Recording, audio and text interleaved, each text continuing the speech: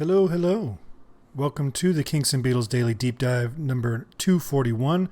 I'm your host, Tony Fry. Today we're talking about Uncle Albert, Admiral Halsey by Paul McCartney, one of my favorites, so this should be a fun episode. If you're here watching on YouTube, make sure you subscribe to our channel. We're trying to hit certain benchmarks so that we can have some more features open up to us, and it would be awesome if you subscribed. Plus, then you can get notifications and stuff on when we're going live, and you can set reminders and all that kind of stuff. So it would be awesome. If you're listening to this on the podcast feed after the fact, swing by our YouTube channel and give us a subscribe, please. That would be awesome. So, Uncle Albert, Admiral Halsey, released May 17th, 1971 on the album Ram, as well as a single in the United States on August 2nd, 1971. The track was a number one hit in the States and earned Paul a Grammy Award for Best Arrangement accompanying a vocalist. So, not really a Paul Award, I would guess, but you know, he has plenty to do with the arrangement. So that's cool. A Grammy Award for a solo Beatle. He's already getting close to as many Grammys as he got as a Beatle because they were notoriously slighted. In a lot of ways, this is like the son of You Never Give Me Your Money. Because it opens slow with a more melancholic melody and all that. And then, this somber verse shifts into a more up-tempo section and includes a refrain that sounds like a children's song. 1, 2, 3, 4, 5, 6, 7 versus, Hands Across the Water or Live a Little, Be a Gypsy. Either one of those could be the 1, 2, 3, 4, 5, 6, 7 sections. But as much as I love You Never Give Me Your Money, and I do, I kind of prefer this in terms of Paul's Frankenstein tracks, where he took a bunch of unfinished songs and, arranged them into one cohesive piece. I think this might be his crowning achievement. I think one of the coolest elements of this song, and probably what makes it my favorite this style of his songs, is that it's arranged in a manner that almost feels as if it was composed as a single song, which is tough to do. Paul's a master of combining song fragments, but it's always very clear where each fragment begins and ends, right? When you listen to Band on the Run, you know where each song fragment is. When you listen to You Never Give Me Your Money, you know where each song fragment is. But on this one, you have a few verses of We're So Sorry, Uncle Albert, and then he moves to an instrumental interlude that uses the chords for Admiral Halsey. But he doesn't go to Admiral Halsey from there, which is what you would think logically if you were writing this song. If you're introducing Admiral Halsey, the theme of that, you'd think that the next, 8 bars or 12 bars or whatever would be that song. But he doesn't. He goes into the Hands Across the Water. And then he goes into the Admiral Halsey. And then we get Hands Across the Water again, where it would make sense to have it. Right? If you were mapping this out on paper, it would make sense to put it after Admiral Halsey. But by the time we get to that part, we've already heard it once, so this is the second time we're hearing it. And then that's followed by the fourth section of the song, which is the Live a Little, Be a Gypsy, Get Around, which is followed by the Admiral Halsey interlude music from before, and then another round of Hands Across the Water. So all these sections are really woven together, with the exception of the We're So Sorry, Uncle Albert, because we don't get that music ever again in this song. But the rest of it is all very intertwined with each other. And these fragments, I don't know what they actually are, right? So I don't know if he wrote Admiral Halsey and Hands Across the Water as a verse and a chorus, and Live a Little was just thrown in there, or if they were all separate sections, separate song fragments that he pulled in. To my ear, there's basically 4 fragments, and then that little outro.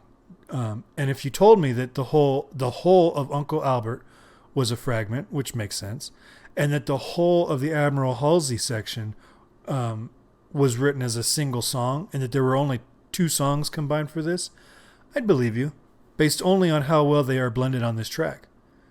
So it's like, even though I hear 4 sections, and really it's like section 2, 3, what is it? It's 2, 3, 2, 4, 3, 2.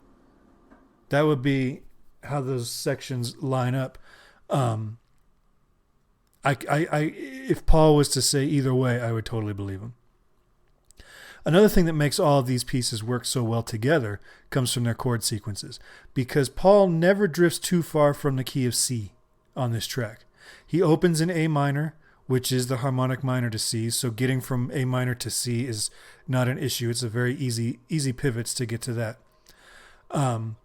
Hands Across the Water is in C major. The Admiral Halsey section, you could analyze it in A minor or C, depending on how you interpret the cadences. So if you think, where's my pick? Oh, under my glass. If you're listening to the Admiral Halsey, if you think that he's going, if he's going 6-1, then we're in the key of C. But if you think the first chord is your home base,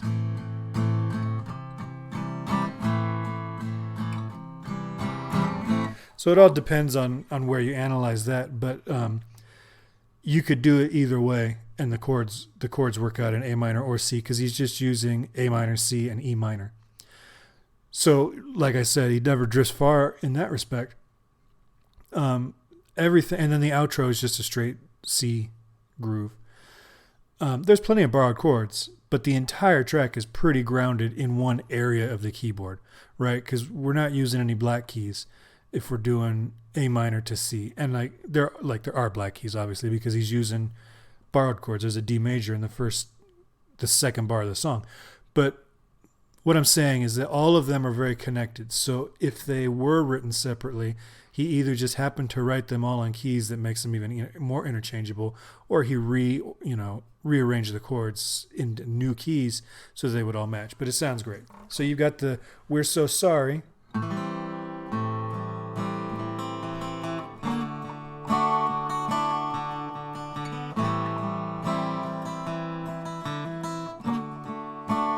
So this is just A minor to D. Then this is the cool chord where he throws in the G minor 7.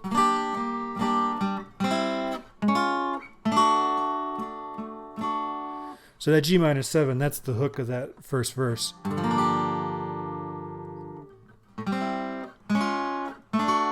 And then it's just chromatic up. So that's section 1. And then you've got this interlude, which it kind of comes out of nowhere. He goes back to that G minor 7. He likes that minor 5 to 1. I mean, you could analyze this as a 2-5 pattern, but you never get to 1.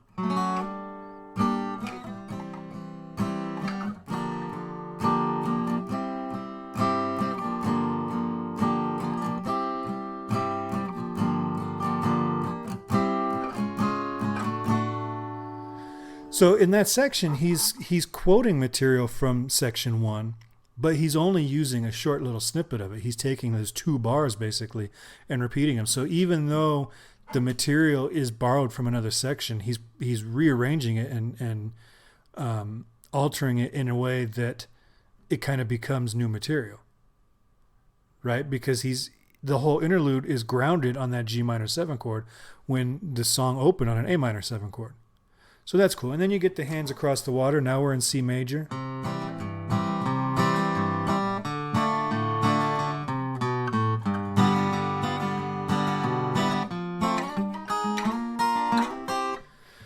That's a cool little lick. That F to A flat to B flat to C is one of my favorite parts of the song. The guitar tone on that just gets me every time. And the way they slide into the chords, there's something about it. I wish that the whole album was recorded with the guitar tone that they use on that specific guitar in this song. And you hear it, he has some lead fills, and then that little chord progression, which is so simple, but the sound of it is really cool.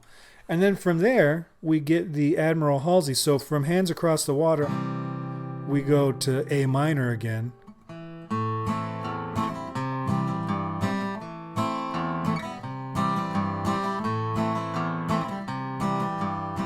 And then he hits this E minor.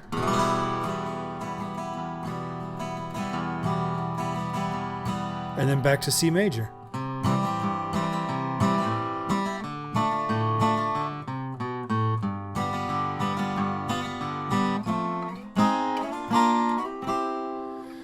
And then that's basically it. Then the little Live a Little section is just C to G7. Live a little, be a gypsy, get around, get your feet up off the ground, live a little around. All right, that's in C. So harmonically, there's some cool little elements, and he keeps it very basic, but then throws in one chord. Like every section's got one chord that's the hook. Right? That's what grabs your ear and makes it just different enough that you're not getting bored that he hasn't really shifted keys very much in all these sections of the song. And those little hook chords are just fantastic. Like every time you get to them, it works, right? It grabs your ear. And in all of this, and we haven't even talked about the instrumental arrangement, right? Everything about this track is perfectly placed, and sonically this is probably the strongest song on the album, which leads me to believe that it was always intended to be a single release from the onset, right? Everything about this song to me stands out on Ram, because everything on Ram has a much looser feel. Even the orchestrated, like Sitting in the Backseat of My Car, has a more loose... I kind of want to say sloppy, but it's not sloppy, but I think you know what I mean when it's not as polished, and it's a little bit more it sounds a little bit more organic and just off the cuff kind of stuff, where this one is very polished. For the first words out of his mouth, his vocal, this is the best vocal on the album as far as the clarity of his pitch and his tone and the closeness to the mic and all that stuff. I think all of it was an intentional, like he knew he had a potential hit with this song, which I wonder why he didn't release it in the UK. My guess is because he was still in that mindset from the Beatles days that you don't release a song as a single that was on the album. And he'd already released Another Day in England, which was the single to support this album. But I think this could have been a hit for him there. And I don't know, maybe if you were there in the 70s, late 60s, early 70s, at what point do they abandon that? I know Paul holds on to this philosophy of not putting album tracks out as singles, because he has several singles throughout the 70s that were not album tracks. But like George has abandoned it by his first solo album. And really, the Beatles had abandoned it because Abbey Road and Let It Be both have album tracks as singles. But for some reason, Paul really held on to that philosophy of single releases, at least in the UK, for a lot longer than anybody else did. And I'm wondering if other artists of that era were the same way. The Kinks had pretty much stopped by then. Like most of their singles were album tracks by that point. I like the moody, atmospheric opening. The guitar work throughout this piece is fantastic, whether it's the rhythm guitar, the acoustic guitar, or electric rhythm. The lead work is beautiful. I love the different guitar tones that they pull through. Paul's bass sounds fantastic. His voice, like I said, top of his form on this one. It's just, especially that when he comes in with "We're so sorry," and it's just so like smooth and unstrained, you know, it's like it's as if he's talking. He sounds easier singing this song than I sound talking right now. But that's because if I talk for more than 3 minutes, I start to lose my voice. The song is supposed to be silly. And if that's not evidenced by the whole butter pie and all that kind of stuff, and the live a little, be a gypsy, get around, and all these little elements, it's supposed to be a little bit silly. But but he never drifts into novelty song territory, which honestly Paul is more than capable of doing. Right? There's no shortage of songs on his albums, with going back to the Beatles and all through his solo career, that really lean more towards novelty song or pastiche. And it definitely doesn't go into pastiche, but it doesn't ever feel like a novelty song either. And I think that's kind of what makes Ram as an album so great, is that there aren't really any novelty songs on that album. And you can't say that for a lot of his albums. And I'm not knocking these novelty songs, right? Some of them are among my favorites. You know, Magneto and Titanium Man and You Gave Me the Answer and Baby's Request and all those are among some of my favorite Paul McCartney songs. But sometimes you're just not in the mood for that, and you just want straight ahead rock and roll or straight ahead ballads or whatever from Paul, and you don't need the 30s throwbacks or the cutesy little songs. And this one got criticized for being one of those songs back in the day, and even retrospectively, when they review this album for like box set releases and stuff like that, this song still gets a fair amount of criticism for it being this lightweight novelty song. And to me, I don't hear it that way at all. Maybe I'm giving Paul more credit than it's worth, but I think of anybody hosting podcasts about the Beatles, I'm probably the most critical of Paul. Of any of the podcasts I've heard, they all tend to be very favorable to McCartney. So I don't think I'm going out of line here to say that this is one of his best songs. And I think, like I said, I think Ram benefits from that lack of novelty. The fact that we have this song, like I was just talking about, that has this raw rock and roll feel, this, seat of your pants, just winging it kind of vibe to it, and then doesn't have some like 1930s throwback. I think if he would have put that, and Ram On comes close. But I think if he would have had one of those throwbacks, it would have taken you out of the album and it would have suffered. There's no spot on this album where Honey Pie or You Gave Me the Answer would fit. And that's what I think of when I think of his novelty songs, for better or worse. And like I said, I'm not knocking it. Queen had plenty of novelty songs too. And I love them just fine. It's worth noting that there is a recording of John Lennon singing the Hands Across the Water section of this song, and it sounds like he's at a party or it's a studio outtake, because there's a bunch of people there singing along with them. But this may be the only track on Ram that John didn't think was a personal dig at him. So it's cool that he enjoyed at least this small fragment of the song. And there is an interview where he's actually talking about specifically, he thinks this album is garbage. He thinks all the songs are about him, but specifically he cites the Hands Across the Water bit of the song. He didn't even acknowledge that the whole song is good, just specifically that one section. So at least he found something in this to enjoy, even if he was a little bit paranoid about the meaning of every other song on this album, which we still have plenty more of those to talk about because there are more that he thought were about him.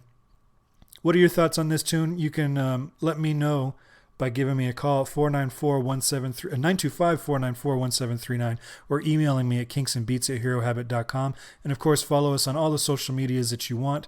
I try to put different material on each one, and it's not all Kinks and Beatles stuff because Hero Habit covers a lot of topics, but I think it's of interest to a lot of you.